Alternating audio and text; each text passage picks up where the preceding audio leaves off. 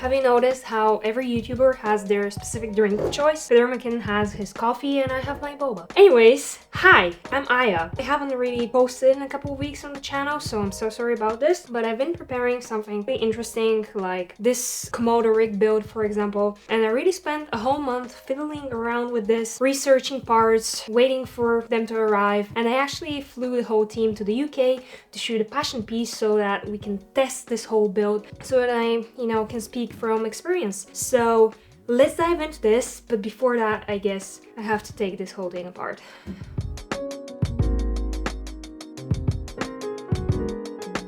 I just spent the last 15 minutes taking that apart. I have my list here with all the gear, so let's get into it. As number one, we of course have the camera, which is the RED Komodo 6K, and the only thing I left on it is the Tilta cage. I think it's a nice cage, it's a nice starting point. I wanted something more universal and something that I can bring on set, but I can also, use in a run and gun situation when I travel, so that's why I chose the Tilta. I got the base plate, the 15mm LWS base plate from Tilta, and those rods here are from Small Rig. I originally wanted the carbon ones, but they only had the aluminum ones in store. The weight difference wasn't a lot, so that's why I chose that. Basically this goes onto here. With the tilt cage, you actually get this top plate here, and originally I had this on like this, but sadly the top handle that I ordered, which is this one from 8 Zen, the Scorpio handle I think it's called, it has an RE rosette mount. They basically don't work together, and that's why I got this top NATO rail from 8 Zen so that I can make it work, but still I had to order this little accessory, which is like our rosette to NATO rail attachment that you put on the plate and then you put the handle on top. For all the screws and parts, I got this Multitool from Small Rig, and yeah, it's been great. Okay, now that we have the top plate in place, as I said, this accessory from 8 Zen, we just slide it on to the top rail and you'll notice that it kind of fiddles around, which I find a bit annoying, but once you get the top handle and you mount it onto it, it stays in one place. So moving on, here I have a Small Rig monitor mount which swivels. I don't own any batteries, the original ones for the RED, so I ordered V-mount plate from Core SWX. So this is the plate. You just put this on here like this.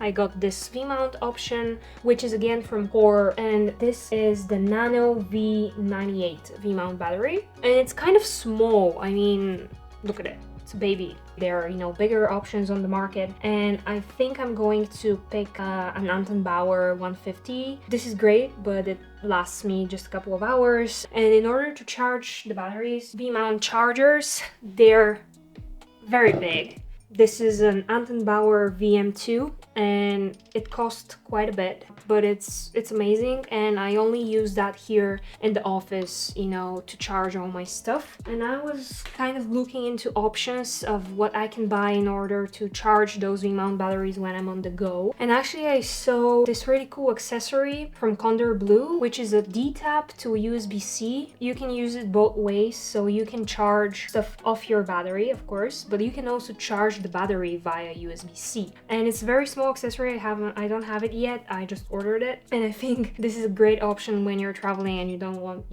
to carry around this hefty piece of gear, which is the V-mount charger. So yeah, anyways, this V-mount battery goes on here, and this kind of powers the camera and all of the other stuff that we are going to put later on. Coming next, let's put a lens on to kind of balance this thing on here. DZO sent me 9 lenses, a whole set, to test. So let's pick the 35 here. Those are the Baseplate primes. I'm going to talk about this in another video. And this here is a PL mount. They also make it available in an EF mount version. You have to use an adapter. So the Komodo is an RF mount. So let's mount the adapter.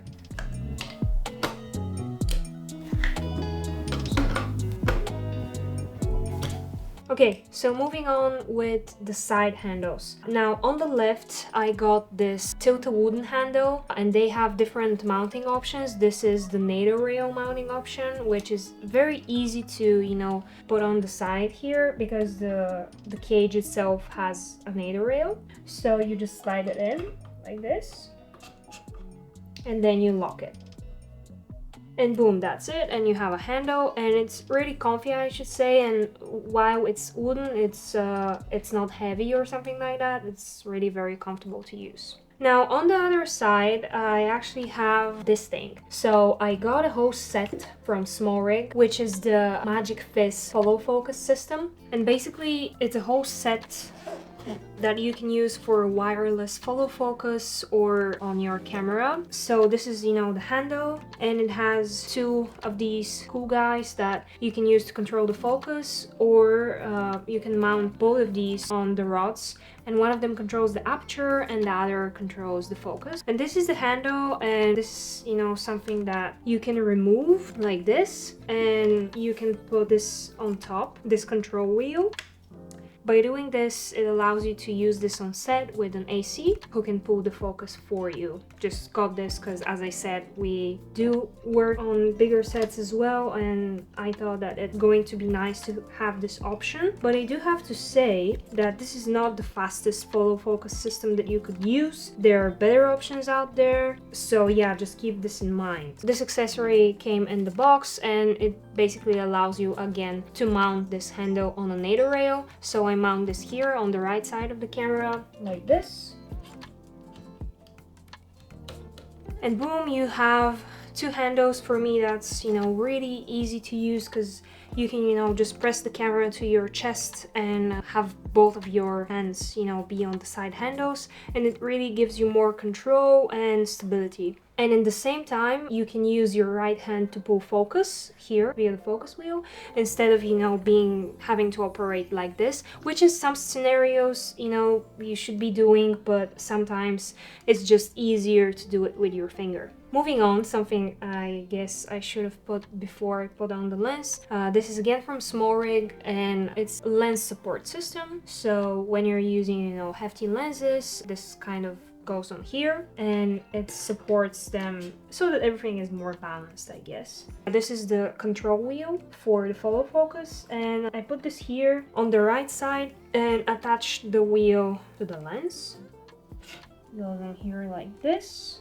Something else I got is a video transmission system. So this is the Holy Land Mars 4K. It's a very good piece of gear for its price. They also made cheaper ones, but this one has the ability to transmit a 4K signal.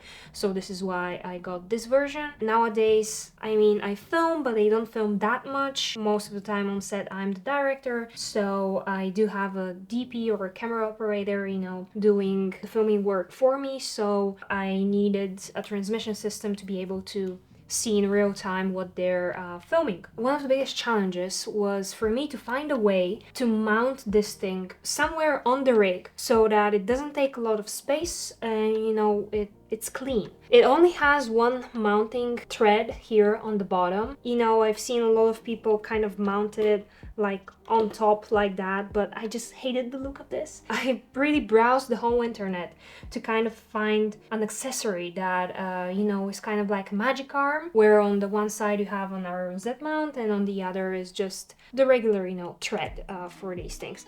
But yeah, this thing doesn't exist, so maybe someone can make it. But in this kit from Small Rig with the follow focus, there were a couple of mounting accessories, and one of them was this thing that I have mounted onto the Holy Land, which is on the one side it provides a rod mounting option, and on the other is kind of looks like a NATO rail, but you know, you can put on a screw on there and, you know, kind of screw this on vertically. So what I did is I got the camera and I put this on here like this. And yeah, this is how it looks, and I think it's pretty clean, pretty neat. Now you have the option to power this via the V-mount battery, but I got those Sony NPF 550s. They're very light, so I just prefer this option. Like this. Also, this wireless follow focus thing, you can power this via USB-C from the battery. Next, I have this small rig carbon rod. This is a 15mm rod, but it's 10 centimeters long. And I put this on here on the top handle. You can attach a microphone here, which I'm currently using. What we attached here is the Rode NTG microphone. Next, let's mount the monitor. As I said, this is the Small HD Indy 7. I bought this monitor together with the Komodo secondhand, so for me, yeah, it was worth it. Next, this specific adapter from Metabones, it doesn't have like a built-in ND. Although RED sells an adapter that's from RF to PL, it costs like 1500 US. Which is kind of a lot for an adapter. R.I.P. me! I died dead! But it has a built-in ND, so yeah, maybe if you're looking into buying PL mount lenses, this is, you know, going to be a great choice for you. Luckily, I have this Power Pro Basecamp matte box here. By the way, all of those lenses have a 77 front diameter. This like a step-up ring. And then I put the matte box on it, like this. Tighten it up. This is the 2 to 5 stop ND from Power Pro. I also have the 6 to 9 stop, which I find myself using more often. Just slide this thing in here, like this. And basically that's the build. Let's get into the cable management. Cables. So the only thing that we are going to mount on the camera is again from Small Rig. This is a little cable clamp. You get 2 of these in one pack, and they're, you know, pretty handy. I personally mounted this on here because otherwise it was kind of in the way of everything else. I guess that's kind of dependent on your build. Firstly, and very importantly, as I hope you know, the RED Komodo uses 12G type SDI cable. Now I can't tell you a brand because I ordered those to be custom made for the camera. So as you know, there is a 12G SDI cable protocol. First, you have to power the camera, you have to power the monitor, and after that, you plug the SDI cable in the camera and in the monitor, and then before you power anything off, you take the cable out from the monitor and from the camera, and then it's safe to power off. So I'm putting this aside because this is going to be the last thing to go on the camera. Then we need to power the monitor, and there are honestly a couple of options to do that. You can buy a bigger NPF battery and use one of them, put it on here. Or you can power the monitor through the external V-mount battery. And you can do that using, I guess, 2 different options. So firstly, this cable here is a D-tap to DC in, I think. D-tap goes here on the battery itself, and then you plug it in the monitor. Or the second option is, I got this, it's from Alvin's cables. Hope you can see this. So here underneath on your battery plate, you plug this in here, and then this DC in goes into the monitor again. Those are your 2 options. Either you plug the D-tap in the battery itself, or this thing into the battery plate. Then another cable is this RED control cable, which I said is like $500, because this along with a, you know, license code gives you the ability to control your camera via the monitor, and you plug one side in the monitor, another side into the camera. You can clamp this cable on here, as I said, onto the clamp so it's not in your way. Then have this through here and plug it, and you know, it's a bit cleaner that way. Then this wireless follow focus, I use a USB-C to USB-A cable to power it through the battery plate. I have the ability to, you know, clamp it on here. On the battery plate there is a USB-A port, and now that's powered on. As I said, I'm using video transmission, so I need to get signal to my director's monitor from this monitor. So I use a normal SDI cable, which is not a 12G, it's just like a normal one. And I plug one side of it to the transmission, and I plug the other side into the monitor. And now when I power on my director's monitor station, for which I'm going to do a separate video, I have signal on there. and I can see what's going on. Okay, so as I said, for the monitor there are two options. In this case I'm going to show you D-tap to DC in. So you plug that in the battery, and then the other side goes into the DC port of the monitor. And yeah, that basically powers the whole thing. Also, last thing before I forget, a memory card. As you know, the Komodo uses a CFast memory card, so I got this Angelbird Pro CF card, which is 1 terabyte, and it's costly, but it's better priced than the original RED ones. You put it in here. Boom. Now you can turn on your camera, your monitor.